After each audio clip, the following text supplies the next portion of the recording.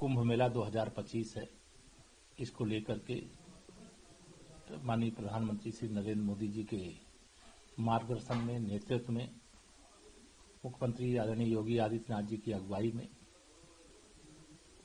मैं भी चूंकि प्रयागराज का रहने वाला हूं और कई कुंभ और माघ मेलों का तो साक्षी रहा ही हूं, लेकिन जैसी तैयारियां इस बार हो रही हैं और जिसको समर्पित करने के लिए, प्रयागराज को कहिए, कुंभ यात्रियों के लिए कहिए और मेला के लिए कहिए, समर्पित करने के लिए माननीय प्रधानमंत्री श्री नरेंद्र मोदी जी 13 दिसंबर को प्रयागराज की पवित्र धरती पर आ रहे हैं।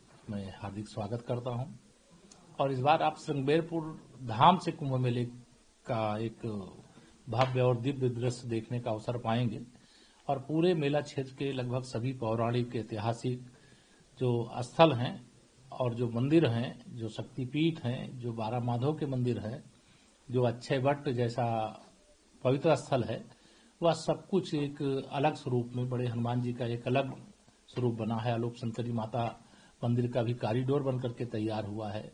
चाहे आप दशाश्वमेध घाट देखिए, चाहे मंदिर देखिए, चाहे नागवासुकी मंदिर देखिए, चाहे भगवान पितामह भीष्म जी का जो समाधिस्थ हैं और सैया पर लेटे हुए हुआ स्वरूप देखिए। मैं तो जिधर जा रहा हूं, मैं स्वयं जहां से योजना के सूत्र की शुरुआत होती वहां पर भी बैठता हूं और जब उसको प्रत्यक्ष रूप से यहां देखता हूं तो बहुत ही आनंद है कि जैसा प्रयागराज हम लोग देखना चाहते हैं, अब धीरे धीरे उसके निकट आ गए। देखिए, माननीय प्रधानमंत्री जी प्रयागराज के कुंभ को लेकर के बहुत गंभीर रहते हैं। मैं जब 2014 में सांसद बनकर के गया था, तब से वह श्रृंगेरपुर धाम की, निषाद राज्य की, भगवान राम की मित्रता की, जो महर्षि भरद्वाज जी का आश्रम है उसकी, जो वाल्मीकि भगवान का है उसकी, अक्षय वट की, वह सभी की चर्चा बहुत विस्तार से किए थे। मैं बहुत सारे पत्र व्यवहार किया हूँ, अभी मेरे पास सांसद के रूप में जो पत्राचार हुआ है वह सब अभी रखा हुआ है। और उन्होंने जो कल्पना दी थी कि प्रयागराज में, श्रृंगेरपुर धाम में निषाद राज जी और के साथ जो भगवान राम की गले मिलते हुई जो मित्रता की प्रतिमा है वह वहां पर आनी चाहिए। और आज हमें बताते हुए प्रसन्नता है कि वह स्वरूप खड़ा हो गया है और श्रृंगेरपुर का जो घाट है वह भी 2014 के पहले और 2024 में जो स्वरूप धारण किया है, ये कल्पना से परे है। और मैं इसे मानता हूं कि अगर देश में भारतीय जनता पार्टी की माननीय नरेंद्र मोदी जी की अगुवाई में सरकार नहीं बनती और प्रदेश में मुख्यमंत्री आदरणीय योगी आदित्यनाथ जी के नेतृत्व में भाजपा सत्ता में नहीं आती, तो प्रयागराज में जो 2013 में दुर्दशा हुई थी मेले की, कि श्री अखिलेश यादव जी जैसे लोग मेले को मोहम्मद आजम खां जैसे व्यक्ति के भरोसे छोड़ दिए और दुर्घटनाएं यहां पर हुई।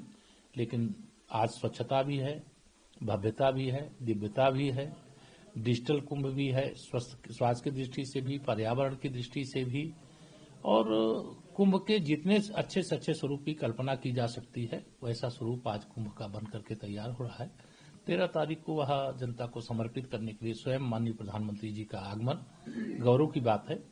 और आज प्रयागराज आने के लिए चाहे सड़क मार्ग से आओ, चाहे रेल मार्ग से आओ, चाहे हवाई मार्ग से आओ, सारे रास्ते खुले। प्रधानमंत्री के आने से इस आयोजन को दुनिया भर में पहचान मिलेगी?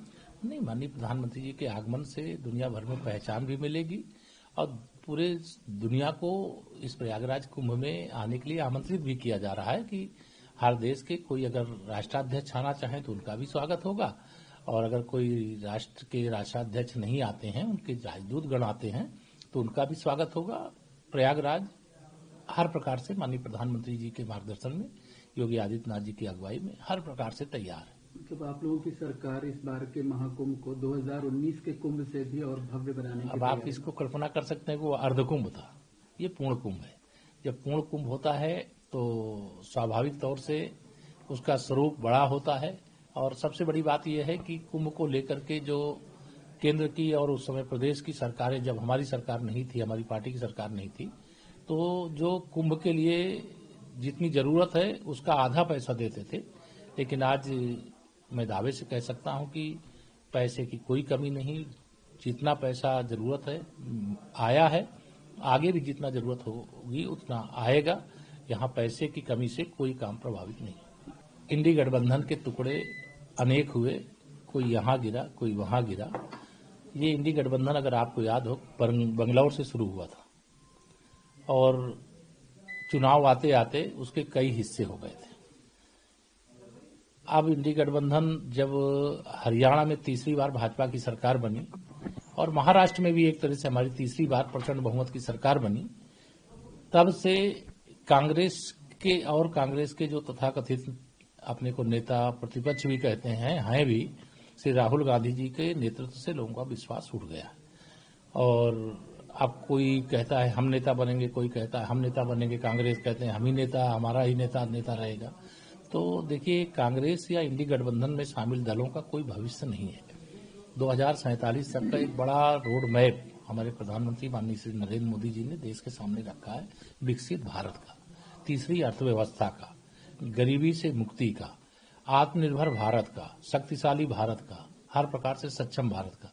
तो आज उस दिशा में देश आगे बढ़ गया और देश मोदी जी के साथ, भाजपा के साथ खड़ा है। अच्छा, ये बेचैनी क्यों है कांग्रेस और समाजवादी पार्टी को? कि कांग्रेस जो है समाजवादी पार्टी के भी मुद्दे को हथिया रही है। दोनों दलों में मुस्लिम वोट बैंक को हासिल करने की होड़ है और यह समझ में मोहम्मद आजम खां को भी आ रहा है और अखिलेश यादव जी को भी आ रहा है, राहुल गांधी जी सहित पूरी कांग्रेस पार्टी को आ रहा है कि मुस्लिम वोट बैंक के मालिक ये अपने आप को समझते हैं, कभी वो अपने को समझते हैं। लेकिन सबसे बड़ी बात यह है कि जो विधानसभा के उपचुनाव हुए, उस उपचुनाव के साथ ही बहुत बड़ी संख्या में मुस्लिम मतदाताओं ने और यादव मतदाताओं ने भारतीय जनता पार्टी के प्रत्याशियों को वोट दिया है।